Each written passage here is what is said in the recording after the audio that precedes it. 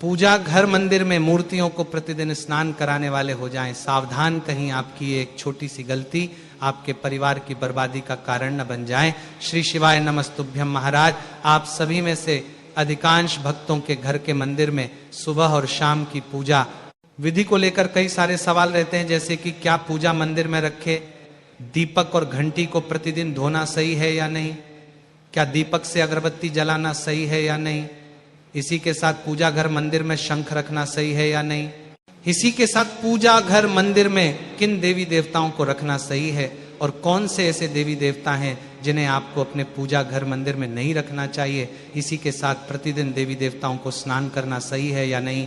साथ ही कई भक्तों का सवाल रहता है कि गुरुजी समय बहुत ही कम मिल पाता है, तो पूजा का सरल तरीका कौन सा रहता है जिससे कि भगवान हमसे हमेशा प्रसन्न रहे, और पूजा मंदिर में किन किन बातों का ध्यान रखना चाहिए और किन किन चीजों को पूजा मंदिर में अवश्य रखना चाहिए।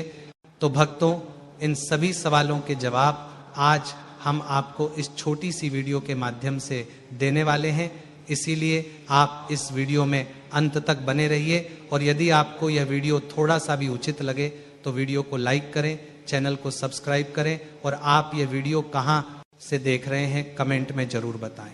तो भक्तों, सबसे पहले तो मान लीजिए कि आपके पास मात्र एक ही कमरा है, यानी कि आपका घर छोटा है या आप किराए के मकान में रहते हैं, और ऐसे में आपको इस कमरे में पूजा मंदिर भी रखना है, तो आपको मात्र ये 5 देवी देवता अपने पूजा मंदिर में रखना है। यानी कि इन 5 देवी देवताओं की फोटो या प्रतिमा आपको अपने पूजा मंदिर में रखना है। सर्वप्रथम गणेश जी, शिव जी, विष्णु जी, माता लक्ष्मी और हनुमान जी, या सूर्य भगवान की फोटो भी आप रख सकते हैं। तो भक्तों, यदि आपका पूजा घर मंदिर छोटा है तो आप मात्र इन 5 भगवानों को भी आप अपने पूजा मंदिर में रख सकते हैं। इसी के साथ भक्तों, यदि आपके पूजा मंदिर में कोई भी ऐसी मूर्ति है, फोटो है या फिर प्रतिमा है, किन्हीं भी भगवान की जो खंडित हो चुकी है या उनकी जो फोटो है वह थोड़ी फट चुकी है, तो ऐसे में आपको इन्हें अपने पूजा घर में नहीं रखना चाहिए, क्योंकि भगवानों की खंडित मूर्ति या खंडित फोटो शुभ नहीं मानी जाती है। तो भक्तों, आपके भी पूजा मंदिर में यदि कोई भी मूर्ति खंडित है या फोटो है, तो उन्हें आपको किसी लाल कपड़े में लपेटकर किसी भी कुएं में, नदी में या फिर बहते जल में प्रवाहित कर देना है। इसी के साथ भक्तों, जब भी आप किसी तीर्थ स्थल जाए तो वहां से आपको अधिक भगवानों की फोटो या मूर्तियां लेकर के नहीं आना चाहिए। यदि आप उनका प्रतिदिन अच्छे से पूजन कर सकते हैं तभी आपको उन्हें लेकर के आना चाहिए, अन्यथा आपको किसी भी तीर्थ स्थल से अनावश्यक देवी देवताओं को लेकर के नहीं आना चाहिए। अब भक्तों, कई लोगों का सवाल रहता है कि गुरुजी, प्रतिदिन का पूजन किस तरह से करना चाहिए जिससे कि हमें पूजा का संपूर्ण फल मिल सके। तो भक्तों, पंच देवताओं में सर्वप्रथम भगवान गणेश का पूजन किया जाता है, तो आपको सर्वप्रथम भगवान गणेश को जल का छींटा देकर उन्हें स्नान कराना है। फिर इसके बाद उन्हें धूप दीप दिखाकर उनकी आरती करना चाहिए। अब भक्तों, कई लोगों के पूजा मंदिर में शिवलिंग और लड्डू गोपाल जी भी होते हैं, यानी कि भक्तों जिनका घर थोड़ा सा बड़ा होता है, कमरे अधिक होते हैं, यानी कि पूजा मंदिर बड़ा होता है, तो उन्हें अपने पूजा मंदिर पंच देवताओं की स्थापना तो करनी ही चाहिए। और साथ ही यदि आप प्रतिदिन सेवा कर सकें तो आपको लड्डू गोपाल जी और शिवलिंग अपने पूजा घर में अवश्य रखने चाहिए, क्योंकि भक्तों, लड्डू गोपाल जी को प्रतिदिन स्नान करना होता है और शिवलिंग पर प्रतिदिन जल अर्पित करना होता है। इसीलिए यदि आप सेव कर सके तो इन्हें आप अपने पूजा मंदिर में अवश्य रखें।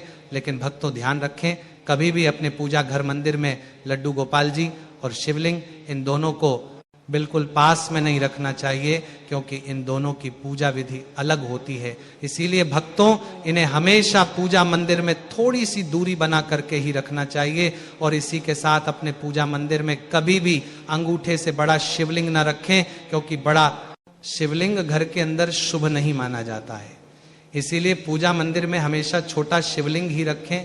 इसी के साथ यदि आपके पूजा मंदिर में लक्ष्मी नारायण या हनुमान जी या गणेश जी की तस्वीर है, तो उन्हें आपको प्रतिदिन सूक्ष्म तरीके से ही स्नान कराना चाहिए।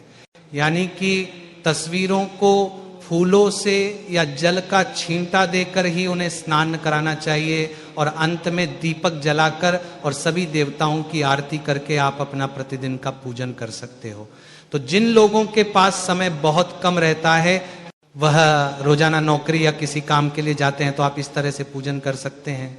बाकी जो लोग घर पर ही रहते हैं, घर का कामकाज करते हैं, तो उन्हें अच्छे से थोड़ा समय देकर और आरती करके फिर पूजन पूरा करना चाहिए। अब भक्तों, अगला प्रश्न है कि क्या दीपक से अगरबत्ती जला सकते हैं या नहीं।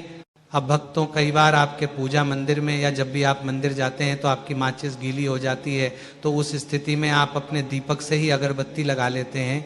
तो क्या ऐसा करने से कोई दोष लगता है या भगवान हमसे नाराज हो जाते हैं?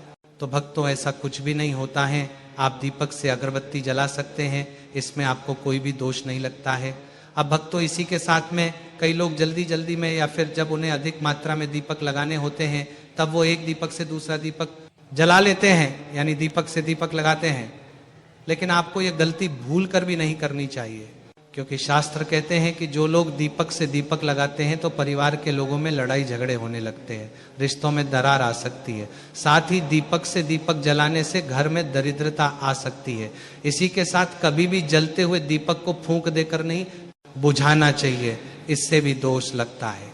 अब भक्तों, अगला प्रश्न कि क्या पूजा मंदिर में दीपक को सुबह शाम धोना चाहिए या नहीं। तो भक्तों, जब भी आप प्रतिदिन सुबह सुबह अपने घर के मंदिर में भगवानों को स्नान आदि कराते हैं, तो इस समय आपको अपना जो दीपक होता है, इसे भी प्रतिदिन अवश्य ही धो लेना चाहिए, यानी कि जल से आपको सुबह के समय में दीपक को अच्छे से धो लेना चाहिए प्रतिदिन की पूजा में। और इसके बाद ही आपको इसमें सुबह का दीपक लगाना चाहिए। अब भक्तों, शाम की बात करें तो शाम को आपको इस दीपक को जल से नहीं धोना चाहिए, मात्र इसमें जो सुबह की बाती जली हुई रहती है उसे आपको हटाना है और उंगली से इस दीपक को साफ करके फिर शाम के लिए आपको इसमें ही दीपक लगा लेना है, यानी कि शाम का दीपक कर लेना चाहिए। तो भक्तों, आपको प्रतिदिन सुबह के समय ही दीपक धोना चाहिए और शाम के समय आप इस दीपक को साफ करके पुनः इस दीपक को जला सकते हैं। इसी के साथ भक्तों, पूजा मंदिर में हमेशा पीतल का, तांबे का, चांदी का या मिट्टी का दीपक ही होना चाहिए। कई लोग घर के मंदिर में कांच के दीपक रखते हैं, कुछ लोग स्टील के दीपक भी रखते हैं, जो कि बिल्कुल गलत हैं। तो आपको भी अपने घर के मंदिर में हमेशा पीतल का ही दीपक रखना चाहिए, क्योंकि इसे बहुत अधिक पवित्र माना जाता है। साथ ही आसानी से साफ भी किया जा सकता है। इसी के साथ भक्तों, आपको प्रतिदिन अपने पूजा मंदिर में एक लोटा जल जरूर रखना चाहिए, क्योंकि भगवान के लिए मंदिर को कभी खाली नहीं रखना चाहिए। और सुबह में पूजन के बाद आपको भोग जरूर लगाना चाहिए। जो भी आपके पास है, मेवा मिश्री फल जो चाहे आप लोग भोग लगा सकते हैं। कोशिश करें, बाहर से कुछ भी लाते हैं तो भगवान को जरूर चढ़ा दीजिए, उसके बाद ही आपको ग्रहण करना चाहिए। और जब भी आप भोग लगाएं तो घंटी अवश्य ही बजाना चाहिए। अब भक्तों, कई लोगों के पूजा मंदिर में शंख भी रखा जाता है, तो आपको इस शंख का पूजन भी अवश्य करना चाहिए, यानी कि प्रतिदिन आपको इस शंख में जल भरना चाहिए, इसमें फूल भी डालना चाहिए। इसी के साथ आप शंख पर तुलसी दल भी चढ़ा सकते हैं, क्योंकि शंख जो है विष्णु भगवान का स्वरूप है। और माता तुलसी तो आपको मालूम ही है कि विष्णु भगवान के बिना अधूरी है, तो आपको तुलसी पत्र भी अगर आपके पास है तो जरूर आपको चढ़ाने चाहिए। और शंख को कभी भी नीचे ना रखें, इसे हमेशा आसन पर ही रखना चाहिए। अब भक्तों, इसी के साथ में अगला जो प्रश्न है कि जैसे हमें प्रतिदिन फूल पुष्प नहीं मिलता है तो हम क्या करें। तो इसमें भी आपको चिंता की कोई बात नहीं है। आपको रोजाना पुष्प नहीं मिलता है तो जो है उसी से भगवान को याद कीजिए, भगवान को प्रणाम कीजिए, पूजा पाठ कीजिए, भोग लगाइए। फूल की आवश्यकता नहीं है। यदि मिल जाता है तो बहुत अच्छी बात है, नहीं मिलता है तो भी कोई दिक्कत नहीं है। इसी के साथ फूल क्या धोकर चढ़ा सकते हैं, तो भक्तों आपको ऐसा नहीं करना है, क्योंकि चढ़े हुए फूलों को पुनः धोकर नहीं चढ़ाने चाहिए। बेलपत्र हम पुनः धोकर चढ़ा सकते हैं, लेकिन फूल एक बार चढ़ाने के बाद दोबारा नहीं चढ़ाना।